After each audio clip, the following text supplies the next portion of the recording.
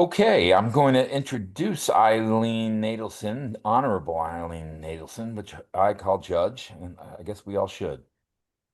So here's a little bit about her here. And Judge spoke last week as our highlight speaker, and you had such amazing reviews, Judge. It was like everybody just loved it. I mean, not only was your content and your experience, your knowledge really spot on, but your just the way you speak to people and your passion as well, it really lands. So, um, yeah, I'm really glad you're back. And if any of you have read or can read, you can see she's had her hands in all aspects of the law. Not all, but I would say many. And so, next slide, and Judge, I'm going to hand the call to you. Okay, great. Because I have a limited time, so I want to get some of the points out to you guys. First thing I'm going to discuss, I'm going to refer to these slides, but I'm going to do my own talking about it, okay? We're going to get on the topic of communication, which is another topic very close to my heart. Communication is key, key in democracy, key in everything we do. So I'm very concerned about how we communicate and the way we communicate. And I got to say, tell you this, that if you have a communication going and it veers off in the wrong direction, it's on you. You are responsible for having the communication with someone else. I know that a lot of you don't are not going to agree with that. Most people talk to me say, "Oh, I spoke to John blah blah blah the other day, and I just can't talk to him. He refuses to talk to me. He won't have a conversation with me." Well, guess what? You said something or did something in your communication, folks, that turned him off. That's why you lost the communication. It's all about how you handle it. It has nothing to do with the person that you're blaming. It's on you. And now let me just explain also democracy, because I want you to be very educated about when you speak to people. We are not really a democracy. We're not a pure democracy. And that means we don't vote directly in our system of government. We don't vote directly for the act. We have a Congress. So we have what we call representative democracy, also known by our forefathers who set this up. They referred to it as the Republic. It was known as the Republic. So now we speak of it as it is a democracy in a representative form. And there are times when we are directly involved in our democracy. If you live in a small town like I do, I can get to vote on the budget sometimes, my vote directly with everybody else, or we'll vote on zoning, or we'll vote on some kind of proposition, that we want to do something or build something in the town. That is direct democracy, okay? But in our general frame of government, we're not. We're a representative democracy. We elect our representatives to speak on our behalf. And I say this because in case anybody challenges you, they say, well, we're not really a democracy. That's not what it's about. You can say, you're quite right. Keep the communication going. You're quite right. We're not a true democracy or pure democracy, but we're still the boss.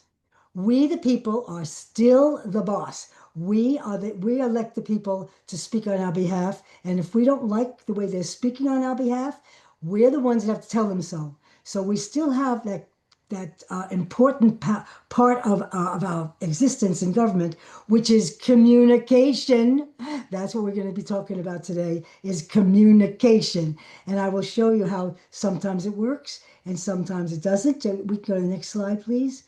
I'm going to follow some of these slides. Now, of course, talking about it does matter, because in a democracy, or even a representative democracy, you need to express your opinions.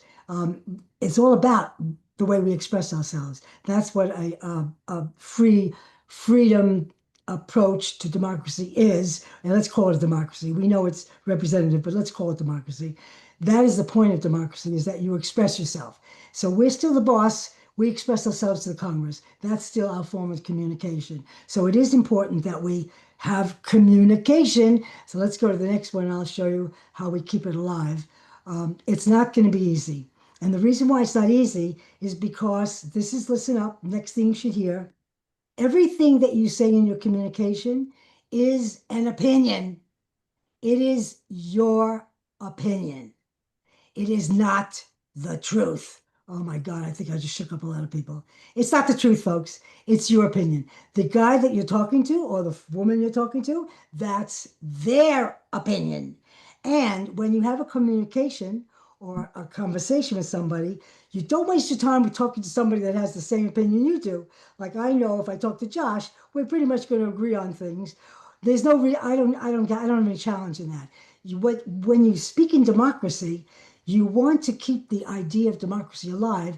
You want to talk to people who will challenge the opinion. So you're actually going, that's why it's not easy. You're going to be talking to somebody who has a challenge of opinion, not the same kind of opinion you do. That's how you keep the expression of democracy alive, to make sure that people know what we're about as a government. And that's what we are about as a government. All right, so let's go to the next one, please. This is what happens when we shut it down. In order to keep the communication alive, you must continue the dialogue. If the dialogue shuts down, the communication is over, and you cannot get it back. And that is because you have just expressed something or turned somebody off or triggered them or whatever. That's on you, not on them. They're not the ones that go, they can't talk to me. They don't know how to talk to me. No, you triggered them. You got to know how not to trigger people in order to keep the dialogue alive. And the only way you do that is you never, ever, ever, ever, ever make a statement. Never make a statement. It's always a question. Everything is a question. And I'm going to give you an example of what, for instance, if let's say I don't like the executive orders, that's my opinion.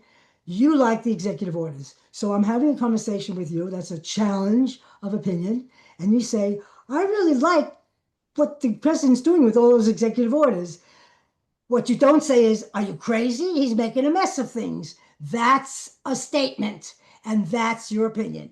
You don't do that. The dialogue is dead. I mean, dead.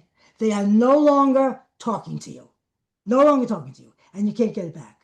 It has to be a question. So if you say to me, I think it's great. I love those executive orders. He's really doing a good job. I have to think of a question. And I could say, well, why do you think that? Or how does that work for you? Or what's your reason for liking them? It's got to be a question. And I don't care how you phrase it. It's up to you how you phrase it. I'm not going to tell you what to say, as long as it's a question. If it's a question, the dialogue stays alive. This is the way communication stays alive. You have to trust me on this. I've been around and I know that when you don't do it, you kill it. When you kill it, and if I said, you're crazy, I think he's making a mess of things, the minute you do that, they're going to say, I don't want to talk to you anymore. This is over. I'm not having this conversation. You cannot revive that conversation. It's dead. It's over. Now, let's say you're at coffee in a diner. I'm just giving you another example. Let's say you're having this conversation in a diner, and about 10 minutes later, the person that you're talking with, they're sort of like a friend, they're not an enemy of yours. And you're together and you had this conversation and you turned him off, right? You said you're crazy. He's turned off. I'm not talking about this anymore. About 10 minutes later, he says, I don't know why you don't like the president's executive orders. Why don't you like the president's executive orders? The dialogue is now back in business. They brought it up. You cannot bring it up. They won't let you. But if they bring it up because something's burning in them, we now are back in communication. Guess what's going to come out of your mouth? It's going to be a question. So he said, I don't know why you don't like this. It's a good thing. It's going to be a question. Like what is it that you like about it? That's a question. As long as you have a question going, everything is an inquiry, inquiry, inquiry, inquiry. You're never expressing a statement, ever, until it's time for you to express your opinion. When it comes to your turn, you're going to say, I don't like this, and I don't think that. And they may not know how to ask questions. I'm teaching you guys on this seminar, on this program. I'm teaching you how to keep the communication alive. They are not on this program. They may not know how to do that. Doesn't matter. You just keep the questions going. You will keep the communication going. Trust me on this, okay? Keep it going with a question. That's what you have to do. As long as you do that, it's going to stay alive. Let's go to the next one. Um, Now, this is what you're not going to do, okay? We're using this frame. This is what you're not going to do. This is a sermon. Oh, we all have to be fair, and everybody's have a voice. Can you read it? I think you can read it. And we're all going to have a, and we're all going to have a, we're all going to be sharing our stuff, and we're all going to be so sweet with each, and everybody's going to have their own voice, and everybody's going to say what they like, and oh, that's so sweet. We're going to hold hands and dance around the maypole, right? You're not going to make sermons like that. That does not, I repeat, does not keep the communication alive. That's you preaching. Preaching triggers people away from communicating. That's how it goes. Next slide, please. It's all about questions, folks. Remember that. Okay, now here's some examples. Let's say you're talking about the system and you're the person, the one who's challenging your opinion. It is an opinion. Remember, it's your opinion, it's not the truth. And it's his opinion, not the truth. That's how we think about things. All right, so you're talking about these executive orders. I'm using it as an example. And he says, um, let's say I'm the one that now thinks the executive orders are good. And his opinion is, this is a mess. The man's making a mess. I'm not voting it. I'm out of here. I'm not voting anymore. I'm not participating anymore. I'm not doing anything anymore. I'm stopping my whole participation. There is a question in that, which is, well, how would that work for you if you don't work? Or what would happen if you don't vote? Or how do you think that's going to change the system? It's got to be a question. I don't care what the question is. It's got to be a question. I have to say this over and over again because I know you're going to forget this. Do not forget that you must always, always, always, always retort. Everything you hear from the other side is retorted with a question. Never, ever a statement. Never. And that's what keeps the communication alive. Now, I've seen you're going to move them off the mark this way. It happens psychologically. One time I saw it happen in real time with me. It doesn't happen in real time usually, but I remember I was having a conversation with somebody and I was questioning. Every time you question somebody, they are re-looking and rethinking about their opinion. They have to reconsider the opinion. They're sort of telling you why they think the way they think. And sometimes it gets to the point where they get a little frustrated or they can't really explain why they think the way they think. And so I had somebody once say to me after a question, he said, I'm thinking now, you're right. Maybe you're right. Maybe he shouldn't be doing all those executive orders. He actually admitted this is just an example. He said something else, but maybe he really shouldn't do that many, maybe less than he's doing, something like that. I already moved my fellow citizen off the mark. I already made an impact on my fellow citizen. Just by him rethinking where he was, you moved him off the mark. Now, usually it doesn't happen in real time. They won't admit that. But if you ask questions, ask questions, ask questions, they will go home. It happens automatically because I know what happens to me. I'm not, when people do that with me, they will go home and they'll start thinking about the conversation. And somewhere in that conversation, they say, maybe the person really did make a point. Maybe I should really vote. I said I didn't wasn't going to vote anymore, but yeah, maybe he's right. That you moved him off the mark. You're not there. You can't see it. You don't know what's happening. But let me tell you this: you have moved that person off the mark. You now have reached another citizen in the country, and that's what you want to do when we express ourselves in democracy. We want to be able to express what we think and have somebody understand the way we think and maybe follow some of the things the way we think. That's what it's all about, folks. So just ask questions. The more questions you ask, the more communication you're going to keep going. Next slide. I think we're coming to the end. Yeah, so we are the ones, we're the citizens of this country. We are the people. We are the bosses. We make the decisions through our representatives, mostly in our government, it's through our representatives.